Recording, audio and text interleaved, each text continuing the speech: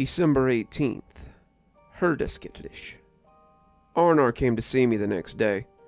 Davin had left early that morning, and I'd been asleep on the couch when he knocked. The farmer looked embarrassed, and I figured that Ulf had something to do with him showing up. He took one look at my stiff gait and blotchy face, and shook his head. He must have known they would come for me, and I couldn't help but feel that his insight might have helped me get the better of them. "I'm sorry for the way I spoke to you, lad. We had no sheep go missing last night. No damage to the cows either, but it looks as though you may have been the reason why." "Yes, sir. They were too busy breaking into my house and stabbing me in the ass to worry about livestock, I suppose." I told him what happened, and he tried not to laugh when I told him how Pattersfell had nearly blinded me. "You had to know that old goblin, Gilgigor, would want revenge for what you did to him. How are you for food? I'll bring you some pots and pans if you need them." "I'll be fine. I can make it through this," I said, not really sure if I could or not. He smiled at me and smacked me sturdily on the shoulder. "You may not be of the land, boy, but you have grit for certain. If we can help you in any way, let us know." I perked up a little bit.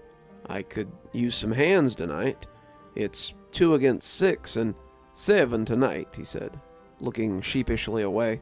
"I can't promise any of the men will come to your aid. They're superstitious. This is an old place, and up until now we've lived in peace with the fairies and the old things. There's talk that you and your brother are the reason that they're angry this year," he confided, spitting it out like a sour taste. "Us? How? I've been here longer than any of the other hands. I've never even seen one of these lads until this year." I know, but they hear your brother talking about Father Christmas, and, lad, that's not of our land. They think that his talk has angered the Yule lads, and they're taking it out on us." I looked at him steadily. "I hope that you and Ulf don't think that way." "Never think it, boy. To me, you and Ulf are my sons, and Davin is quickly taking a similar place in my heart. I love you, boy, and I don't want to see you hurt." "So," I said, building up my resolve to ask the question, "will you and Ulf stand with me tonight?" He breathed in a long breath, and I could see the mustache rustle under the assault of his nasal inhale. "I'm sorry, boy. I love you, but I can't stand against Fae. Maybe if you apologize to the lads and made a sacrifice of some kind, they might be placated and leave you alone."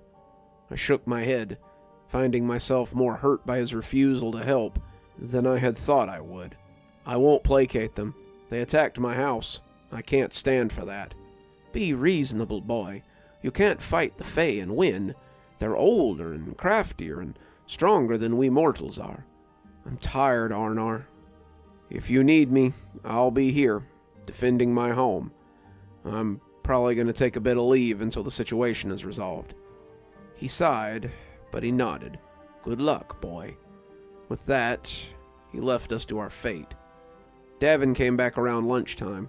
He flopped onto the couch and looked upset as Grendel hopped up onto his chest. He stroked the cat and watched me clean up the little bits of grime left behind. I noticed how quiet he was after a few minutes and asked what was wrong. I wasn't sure at first that I was going to get an answer. One of the farm hands said he wouldn't work with me. We were supposed to be herding sheep, but he told Ulf that he didn't want to be around me since we had offended Fae. I felt anger creep into my guts. "Who was it?" I asked, through clenched teeth. "Ulf told me not to tell you. He said it's not their fault. They're all afraid of what could happen to their homes and their families. Ulf said that we should make an offering to the lads, maybe try to make amends." I lifted the leg of my jeans and showed him the wound from last night's assault. "You think I should reward them for this? I'm not giving in to a bunch of little ankle biters who want to attack our house. Tonight, I'll show them what they're up against, and we'll see who makes a fool out of who." I realize now that was the lack of sleep talking, but at the time I was filled with rage that these things were coming into my house. At first, they had just been cute little legends about holiday pranksters, but now they had become some sort of ever-present boogeyman that waited until nightfall to strike. I wouldn't have it. I wasn't going to get sliced up in my own home and just let it lie. I'd be ready tonight. It wouldn't be the only one bleeding this time. Little did I know that tonight would be a change of tactics for them. When the sun went down, I set about preparing my home for war. The windows were secured with caulk. The doors were locked, bolted, and weather-sealed along the base. The chimney was plugged with an assortment of blankets and barbed wire from the shed. I lit no fire that night, and as I hunkered in the living room, I shivered against the cold. The wind was howling outside, and I found myself nodding as the hours passed in silence. Davin and Grendel were in the bedroom, snug in their bed, and hopefully safe from all this. I'd given Grendel the night off after his hard work last night. He was sitting on my brother's chest when I left the room, licking his wounded leg and watching me go with a sense of determination. If any of them made it into the room, they'd have a fight on their hands. I shook my head to clear the sleep. They'd be here soon. They had to be. What kind of game were they playing?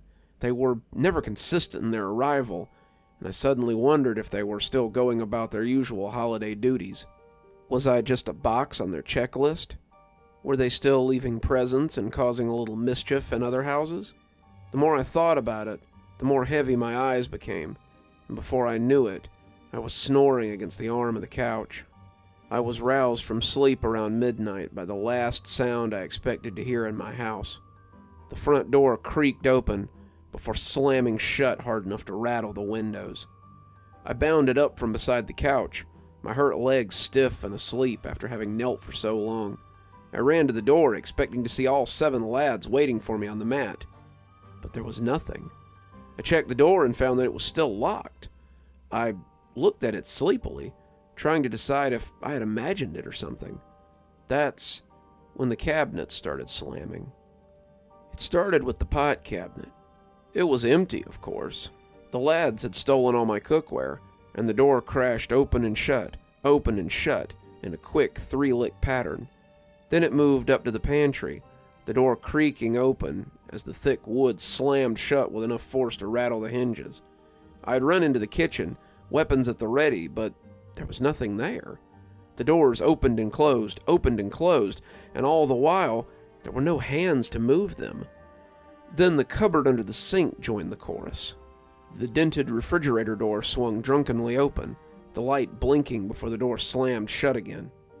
Even the sliding door on my bread box was opening and slamming shut, the glass shattering as it connected with the frame, though that still didn't stop the tracks from running back again. It was like something out of a poltergeist movie, all the doors slamming shut on their own accord, their rhythm hellish in its volume.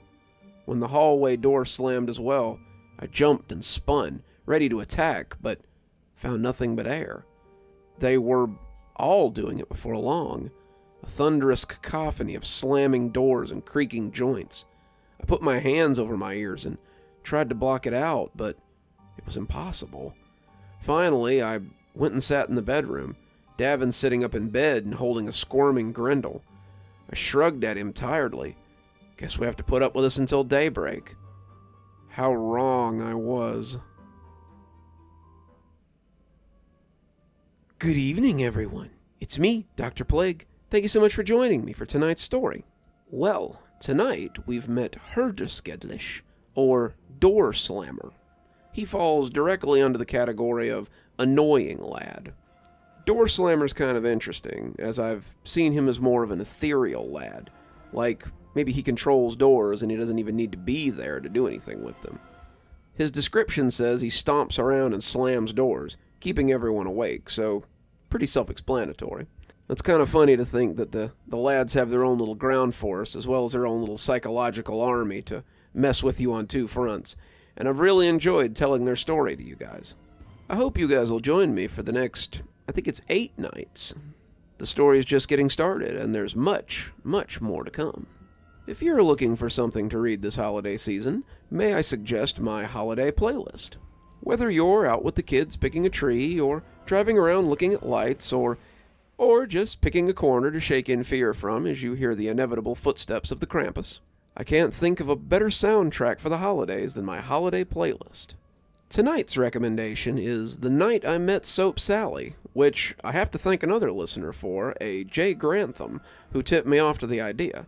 Soap Sally is I don't want to say fondly regarded, but at least a fearful southern entity who takes children and makes soap out of them. So, just about the best way to teach your kids stranger danger and to be home before the lights go out. If you need some more holiday chills in your life, might I suggest Fall Frights and Winter Chills, my latest book full of Halloween and Christmas short stories. There's a link below. You can pick your own up on Amazon, or if you'd like a signed copy, get with me and I'm sure we can work something out. If you're feeling particularly generous in this holiday season, might I suggest heading on down to Patreon. For just $10 a month, you can join my Ghostly Reader Club.